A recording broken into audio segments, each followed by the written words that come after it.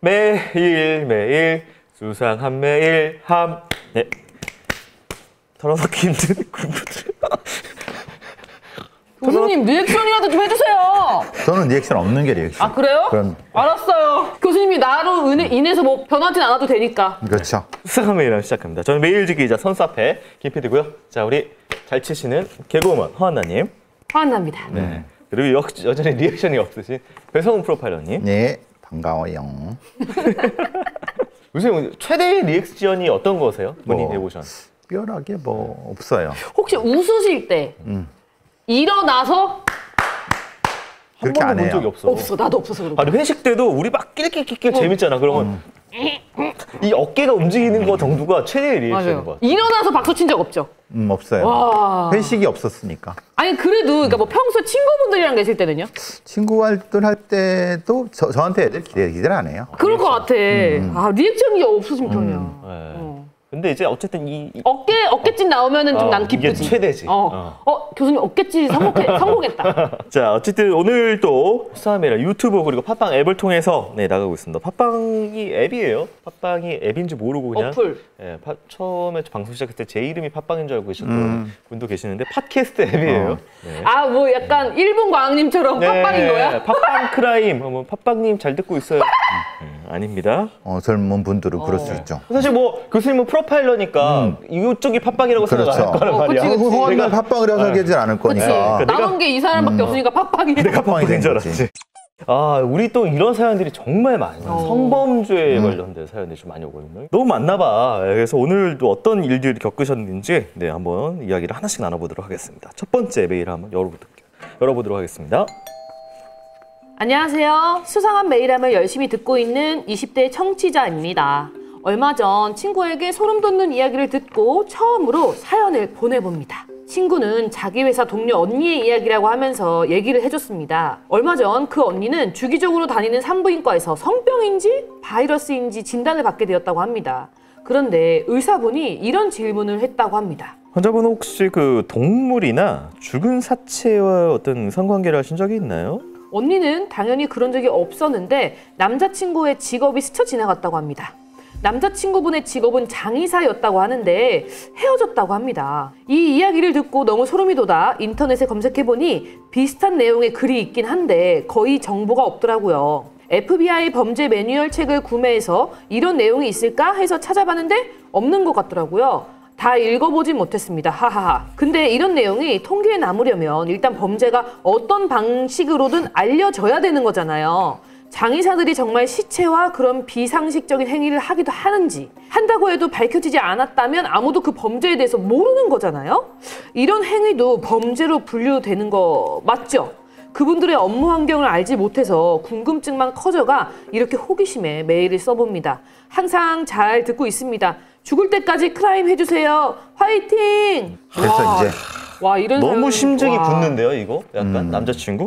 마침 또 6개월 전에 벌어졌던 일이고 지난주에 이제 그 관련된 보도가 나와갖고 이름은 데이비드 풀러라고 하는 놈입니다. 1년에 400 몇십 번을 시체 강간한 거예요. 시체 성애증이라고 하는데요. 이런 증상을 가지고 있는 놈들이 많습니다. 그런데 이제 어떻게 되냐면 이 의사가 어떻게 알게 됐냐면은 사람이 부패했을 때 많이 나올 수 있는 바이러스가 있습니다. 네. 그 바이러스가 이 사연자의 동료 언니의 질 속에 나왔던 거예요. 있을 수가 없죠. 그게 뭐 말이 안 되잖아요. 이 사람도 이상했겠죠. 상부인과 의사도 이게 말이 안 되는데. 물어보기도 너무 조심스러웠을 것 그렇죠. 같아요. 근데 이제 뭐 물어봐야 되니까 이게 원인을 나왔으니까. 파악을 해야 되니까. 자기는 알고 있었던 거예요. 그 남자친구가 장의사이니까 이 새끼가 그랬구나. 그러니까 그러면 사실은 이 장의사놈이 사실은 네크로필리아인 거예요. 이게 네크로필리아가 탐지가 안 되는 것은 피해자가 시체이기 때문에 바로 화장이 되거나 아니면 바로 묻혀요. 그러니까 증거가 안 남는 거예요. 실제로 이 사연이 맞다고 하면은 이 장의사님도 마찬가지입니다. 네.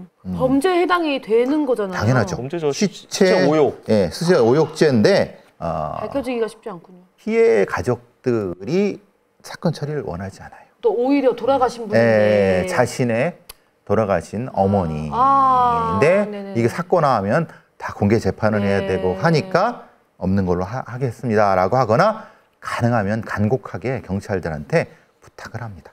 입건이 되기 전에라고 하면 사실은 좀 그런 면이 좀 있어요. 우리나라 얘기는 아니고. 근데 이렇게 되는데 뭐 여러 가지 이유가 있겠지만. 선천적인 게 가장 크대요. 그리고 후천적인 부분도 존재한다고 하는데 그건 아주 작다고 하고. 하여튼 뭐 이제 이 시신뿐 아니라 이제 심실 상실한 여성분들을 대상으로 한 이제 의료계 쪽 종사자들의 이제 강간 이런 게 굉장히 많다고 뭐 하더라고. 저희가 얼마 전에 크라임에서 했었던 그 사건도 뭐 프로포를 그 불법으로 하고 그 사이에 강간하고 그걸 돌아다니면서 뭐 이런 것도 있고 하여튼 뭐 많다고 해요. 이런 것들. 그게 이제 아마 킬빌에 나오는 에피소드잖아요. 고막서머. 네, 그게 킬빌이잖아요. 킬빌에 본인이 마비됐는데 그 보호사가 계속 와서 그게 그 에피소드 그거예요. 네. 세상이 시궁창입니다. 여기서 날 구제할 사람은 나밖에 없다고요? 아니죠. 킬빌에 음악심 칼을 들고 다 죽여야지. 뚜껑 날려버려요. 날려버려야지. 자, 다음 메일 한번 확인해 보도록 하겠습니다. 안녕하세요. 30대 애청자 여성입니다. 제가 8살 때 여자친구들 셋이서 서울 주택이 밀집한 저희 집 주변에서 놀고 있었는데요. 어떤 아저씨가 주택 1층 계단으로 저희를 불렀습니다. 얘들아, 너네 장난감 좋아하지? 이거 가지고 놀아볼래? 그 아저씨는 바지 속에서 무언가를 꺼내 보여주면서 만져보라고 했습니다. 저와 다른 한 친구가 만져보려고 하니까 다른 한 친구가 대뜸 저희 학원 가봐야해서 가볼게요 하더니 저희를 데리고 황급하게 자리를 피했습니다. 저는 그 친구가 왜 그랬는지 당시 이해 못했습니다. 또 한 번은 학원 근처에 주차된 트럭 안에서 아저씨가 바지 속에서 또 그걸 꺼내더니 아저씨 풍선 있는데 이거 풍선 불어볼래? 집 근처에서 있었던 일과 다를 거 없다는 느낌을 받은 저는 늦었다면서 학원으로 향했습니다. 아유. 그때 당시에는 대수롭지 않게 생각했기 때문에 누구에게도 굳이 말하지 않았습니다. 근데 만약 그때 그 친구가 아저씨를 피하지 않았고 저 또한 풍선이라는 말에 아무 생각 없이 그 아저씨가 원하는 대로 해줬으면 어땠을까 아찔합니다. 제가 이 사연을 보내게 된 이유는 그만큼 어린 나이에 성범죄에 노출될 수가 있고 성교육을 제대로 받지 않은 어린 아이라면 더더욱 모르고 그럴 거라 생각해서입니다. 근데 어린 나이에 성교육을 가르치는 것에 대해서 부정적으로 생각하는 부모님들이 많이 계시더라고요. 초등학교 때 성교육을 받았는데 왜 내 아이들한테 이거를 가르치냐면서 따지는 부모님도 많습니다. 성범죄 처벌이 세지는 날이 오기를 바라면서 사연을 보내봅니다. 이렇게 첫 번째 메일이 왔었고요. 두 번째 또 있습니다. 1980년대 중반쯤 제가 초등학교 저학년 때 앞집에 혼자 사는 할아버지가 한 분 계셨습니다. 소문으론 절에서 공부를 오래 해서인지 결혼을 안 하시고 가족도 없다는 걸로 알고 있습니다. 결론부터 말씀드리자면 저는 그 할아버지에게 한동안 성추행을 당했습니다. 그분은 저에게 항상 1,000원짜리를 주셨는데 한창 먹고 싶은 게 많은 아이 때라 그 돈이 정말 달콤한 유혹이었던 것 같습니다. 가끔 집 안으로 따라 들어가면 그분은 저를 백허그 하듯이 안고 여기저기를 쓰다듬으면서 숨소리를 아주 크게 냈습니다. 옷 안으로 손이 들어오는 것은 아니어서 저는 이게 저를 예뻐해서 그렇다고만 생각했습니다. 그러다가 제가 좀 크면서 왠지 이제는 그러면 안 될 것 같아서 할아버지를 피해 다녔습니다. 그 후로 저는 성인이 되고 20, 30대를 지나면서도 딱히 그 일을 떠올리진 않았습니다. 근데 사람이 나이를 먹으면 옛날 일을 많이 떠올린다고 하던데 저도 40대 중반쯤 이상하게 그 일이 떠오르기 시작했습니다. 근데 이 사건에 대해 저의 고민은 무엇이냐면요. 대부분 이런 기억을 떠올리면 괴로워하고 자책하고 트라우마로 후유증이 남는 게 통상적일 텐데 저는 그냥 그저 그렇다는 겁니다. 왜 나는 아무 감정이 안 들까? 왜 이런 일이 상처로 안 났지? 나 소패인가? 등등의 생각이 오히려 저를 괴롭힙니다. 왜 저는 아동 성추행을 당했는데도 아무런 감정이 들지 않을까요? 이렇게 두 가지 사연을 한번 묶어봤습니다. 먼저 첫 번째부터 이 어렸을 때 이렇게 민감한 아이들이 있어요. 똑같은 아이들인데 이걸 데리고 빠져나온 그 친구 아니었으면 더 큰 범죄를 좀 당할 뻔했는데 첫 번째 사연부터 먼저 좀 말씀을 주시면은 사연자 그리고 친구 어떤 상황이었을까요? 아동 성범죄자 놈이었죠. 네. 그때는 이제 동네에 이런 놈들이 많았죠. 예, 네. 있었죠. 거의 대부분 저희 학교 다닐 때는 모든 여자애들이 학급에 모든 여자애들이 다 봤을 만큼 네. 진짜 많았어요. 특히 놀이터. 그쵸. 근데 지금은 또 CCTV가 많아져가지고 학교 앞 바바리맨 이런 이야기가 좀 들어간 것처럼 느껴지네요. 그렇죠. 학교 앞 네. 바바리맨은 사라졌는데 네. 저 말씀드렸잖아요. 자동차 한 바바리맨. 아래를 다 안 입고 네. 여기 셔츠 아, 곰돌이 푸예요? 그러니까 곰돌이 포처럼 셔츠만 입고 이렇게 운전하는데 위에 그 버스 있잖아요. 이제 갖고 그거 닦고 막 그러면 다 보이고. 그게 또 그래서 야구 선수 한 명, 농구 선수 한 명이 그 차 안에서 자위를 하다가 네, 그래. 지나가는 사람 맞아요. 보고 그래서 선수 생명이 끝났죠.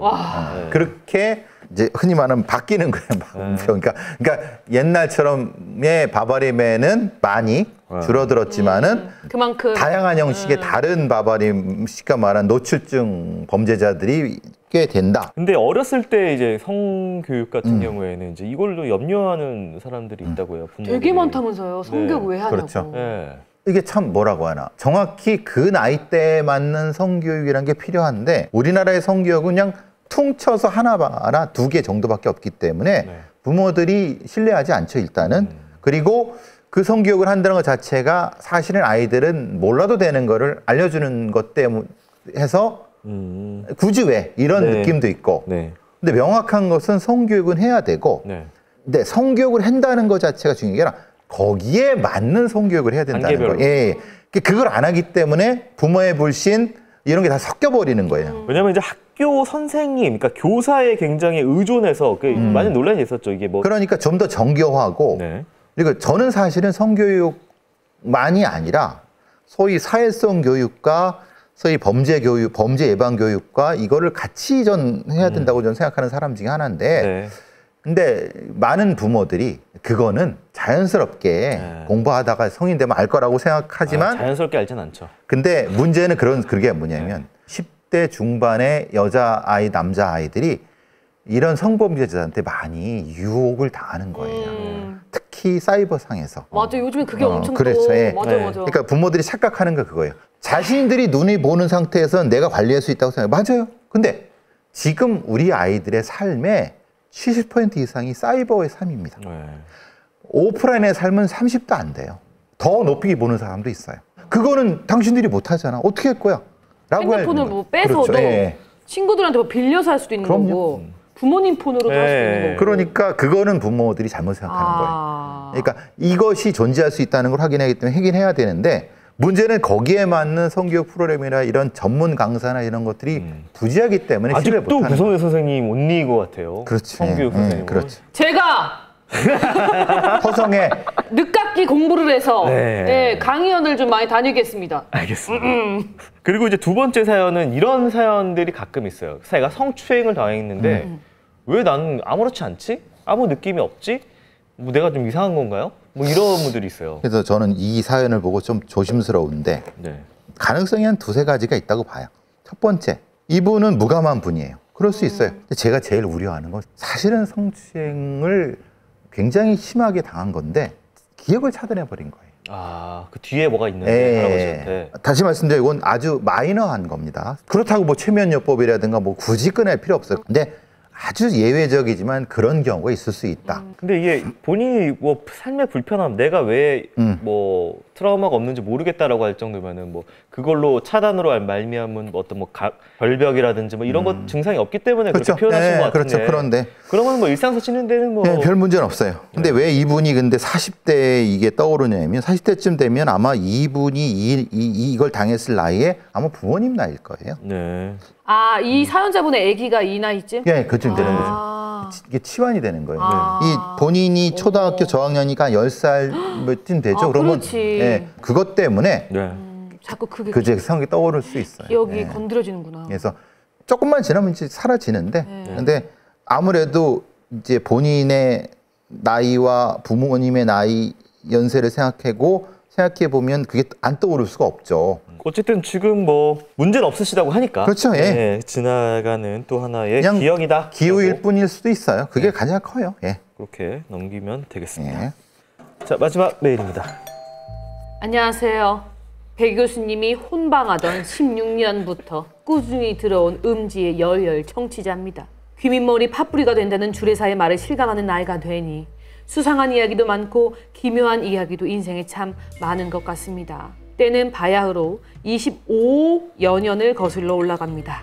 갓 회사에 입사한 저는 늦게 귀가하는 일이 많았는데요. 친구들이랑 한 잔 가볍게 마셔주고 막차를 타고 가는 길이었습니다. 역에 내리고 보니 내 안에 퍼부어 넣은 알코올이 빨리 배출해달라 성화였기에 좀 꺼림직했지만 지하철 화장실에 갔습니다. 막차였고 야심한 시간이라 예상대로 화장실 안은 조용했습니다. 그런데 말입니다. 아니야 그거 아니잖아요. 아, 이거 아니야? 그런데 말입니다. 화장실 3칸 중에 가운데 칸에 사람이 있는 게 아닙니까? 화장실 칸 사이로 웅크려 앉은 사람의 모습이 살짝 보였습니다. 나처럼 급한 사람이 또 있네 하면서 대수롭지 않게 옆 칸으로 들어갔는데 뭔가 느낌이 쎄한 겁니다.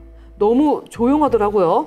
저는 이를 보는 척 살짝 허리끈 버클을 푸는 소리를 내며 옆 칸을 쳐다봤습니다. 그 순간 칸막이 위로 남자의 2손이 쑥 올라오는 게 아니겠어요?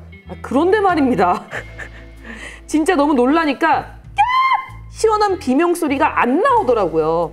인생에서 한 번도 내뱉지 않은 기괴한 소리를 내며 밤 미치광이처럼 뛰쳐나갔습니다. 저의 고함에 지하철에 있던 몇 안 되는 사람들이 몰려들었어요.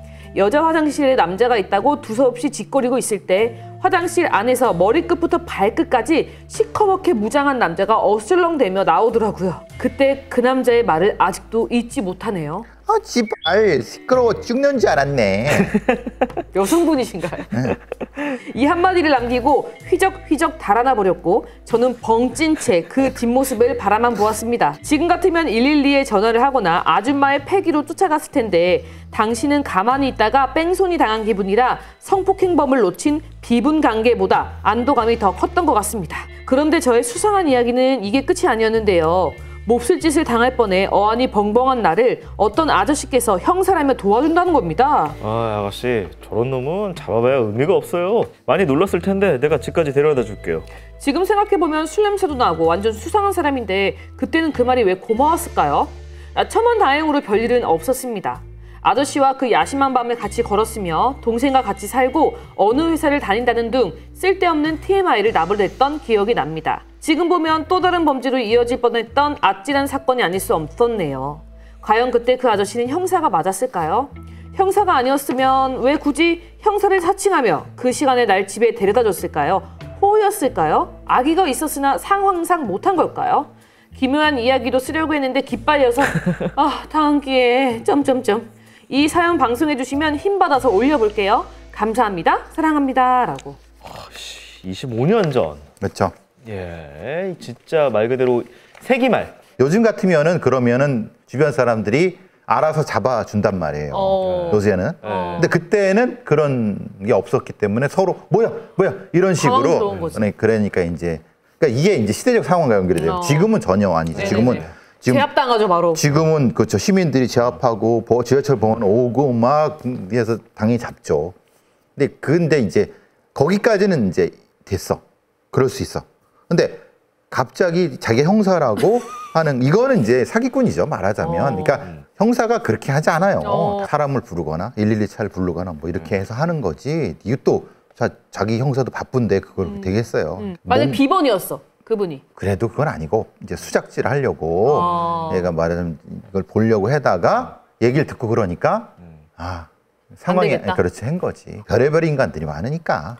예전에 저도 얘기했잖아요. 그 약간 조폭이랑 그 막 돈 내나 하는 상황을 제가 봤는데 며칠 후에 아저씨가 오셔가지고 내가 형사인데 아버지 본 적이 어디냐고 저한테 물어봐서 왕십리인데요? 했더니 자기도 왕십리라고 집에 가는 걸 태워주겠대. 그래서 싫은데요? 그랬죠. 뭘 수작질 하려고 그러면 자꾸 형사라 그러나 봐. 왜냐하면 그게 편하니까. 믿으니까? 아니 자기가 당한 역으로 생각하는 거지. 제가 의사인데요. 이렇게 하면서 이상하잖아. 뭐 붙일 것도 없고. 의사인데요? 어디 몸 다치신 일 있는지 한번 열어보겠습니다 하는 할 수는 없으니까. 열어보겠습니다. 근데 오해하실 텐데 형사가 형사라 그러지 않아요. 형사는 그냥 그 직원이라고 해요. 직원입니다. 네. 왜냐면 제가 예전에 무슨 노동 그 노도 조합이 그 건물에 막 진압해가지고 막 데모하고 그럴 때 누가 봐도 형사야. 가죽 잠바 입고 빡빡머리에 2명이 이렇게 뒷짐지고 서 있는 거예요. 그래서 저희 엄마가 또 약간 호기심 많아서 못 참잖아요. 아저씨 무슨 일이에요? 그랬더니 저는 모릅니다. 이래. 그래서 형사 맞잖아. 그러니까 그래서 아니라고. 아닙니다. 아니에요 아주머니 가세요. 막 이러시더라고요. 누가 봐도 형사인데. 맞아. 사복 입고 하면 사복 경찰 같았어요. 그러면 그거 하면 안 되거든요. 당연히. 그리고 아저씨가 맞네 형사. 그리고 이제 경찰은 경찰청이라 그러지 않아요. 뭐라 그러냐면 우리 회사라고 그래요. 우리 회사나 이렇게 얘기를 하지 경찰청이나 뭐 경찰서 이런 얘기를 안 해요. 호칭이 달라요. 근데 이분이 정확히 들었다고 하는데 형사라고 하는 거는 사기꾼입니다. 형사를 형사라고 하는 사기꾼이고 네. 왜 그러냐면 경찰이라고 이렇게 하면은 이게 이제 사칭이 될 수도 있기 때문에 그렇게 자기를 호칭이 하지 내놓지 않고 않는구나. 만약에 그럴 일이 있으면 신분증을 먼저 보여주거나 정복 경찰을 부르거나 이렇게 그 절차가 있어요. 대부분 형사라고 하면 일단은 사기꾼이라고 그렇죠. 생각하는 게 맞습니다. 예. 네. 현실에서는 정복 경찰들을 보는 거지 사복 경찰은 볼 일이 없어요. 네. 그러니까 그거는 명확히 하셔야 돼요. 어쨌든 뭐 지금 그나마 다행인 것은 일단은 현재는 아까 말씀하신 대로 이런 일이 벌어져도 시민의식이나 아니면 그럼요. CCTV나 여러 가지 시스템이 그때보다 나아졌다. 훨씬 나아졌죠. 네, 그런 상황이겠네요. 네. 자, 마지막으로 댓글 한번 확인해 볼게요. 191화. 돈을 모아서 요가학원 선생님한테 주고 감사 문자 보내라고 했던 그 회차. 맞아. 그다음에 이제 중국에서 뭐 이제 넘어왔던 일본에 넘어오게 도와줬는데 입 싹 닫았던 그 모녀. 그리고 학군지 초등학생의 겁나는 생일 파티 이런 회차였습니다. 맞아. 이게 뭘까요? 고속도로 운전 중에 수소 질소 만담 같은 대화에 잠이 다 깨더라고. 헛소리라는 건가요? 실실 웃게 만드는 요거를 약간 질소가스. 예. 약간 그런 건가? 웃음 풍선 같은 그런 그렇죠. 건가요? 그런 의미. 마약 같았다라는 건가요? 뭐 그냥 뭐 실실 웃게 만드는 자기도 모르게 피식피식. 자, 그리고 일관성 없는 인생님께서 요가 학원. 모아서 15만 원 주고 갑질 심하네요. 150은 주고 말하는 거야. 그러니까 15만 원이 뭔 말이야. 네. 짱구 유리님, 못된 짓을 떠나서요. 대표로 돈 주신 회원분이 문자 보내달라고 한 건 난 거둔 돈을 땡땡이 치지 않았다라는 걸 인증해달라는 그런 의미도 포함된다 그러더라고요. 그럴 수 있겠네요. 근데 이제 그거 치고도 너무 뭐라 쫌팽이 같았다? 쫌팽이 같기도 하고 그 사람한테 요가 강사한테 할 짓은 할 행동은 아닐 거라고 봐요. 네. 그리고 문화센터에 자주 있는 일이라. 그런가 보다. 네. 보통 60대 여성 중에 어느 누가 스승의 날이라면서 돈을 걷는데 저도 그 부분이 불편하더라고요. 유유라고. 근데 60대면 그럴 수 있을 것 같아요. 그렇죠? 우리 때는 정말 스승의 날을 정말 잘 챙겨야 된다는 우리 때보다도 더 위에니까 네. 약간 그 촌지 주던 네네. 시대니까 그렇지 않았나. 네네, 그렇죠. 네. 그냥 마음의 선물 작은 거 하고 그렇게 되지 뭐 돈까지 걷어서. 그리고 아니 요분이 또 티스러운 댓글을 또 눈을 감자구님이 일본 아주머니 사연 주고 욕할 것 같으면 주지 마시고 욕을 하지 마시죠. 아니 그거 하라고 보내는 거예요. 그것마저 안 하면 어떻게 사연이 오지도 않을 거예요. 사실 이제 뭐 그 삶의 솔루션을 모르진 않죠. 근데 이제 살다 보면 감정이라는 것이 이제 내가 했으면은 받고 싶고 막 이런 게 있잖아요. 또 그거에 대해서 푸념도 하고 싶고. 네, 그런 부분이 있는 거죠. 그리고 부주님께서 일본 사연 그 모녀는 좀 예의가 없긴 한 것 같아요. 근데 모든 사람에게 다 예의 바를 수는 없으니까 그 기대를 내려놓으시는 게 맞는 것 같아요. 타지에서 한국인을 만나는 게 더 기대를 증폭시켰을 듯. 아무튼 이번에 겪어보셨으니 이제 굳이 나서서 잘해주지도 못해주지도 말고 그냥 다른 본인의 행복을 찾으시길 바라요라고 좀 전에 그 사연을 이렇게 감정적으로 풀어주셨네요. 찝사절님이 배 교수님 어떻게 그렇게 잘하시는지 아이들 생파 답례품 챙긴다는 것까지 와 진짜 많이 놀랄 거 멋지십니다. 혹시 애가 없으신데? 없죠. 근데 이제 이런 거 어떻게 아세요? 저는 알거든요. 네. 해주고 있으니까. 아니 근데 또 그런 얘기를 많이 해요. 친구들 이제 하면은 깜짝 놀랐다고 자기들이 그런 뭐 야 생파 답례품이 뭐가 왔는데 자기는 못하겠다 그런 얘기도 있었고 그래갖고 예. 네. 자, 수상한 메일이랑 여러 가지 사연이랑 댓글 달아주시고요. crime@팟빵.com crime@podbbang.com으로 보내주시면 저희가 이렇게 사연 알아보도록 하겠습니다. 뭐 유튜브로도 올라가고 팟빵 앱으로도 올라가고 있으니까요. 어느 쪽으로든 편한 쪽 이용하시면 좋지만 양쪽 다 구독해 주시면 저희가 좀 더 많이 도움이 된다라는 부분 말씀을 드립니다. 팟빵은 회사다. 앱이다. 김 PD가 아니다. 자, 저희 두 분 수고하셨고 저희 다음 주에 뵙는 걸로 할게요. 바이.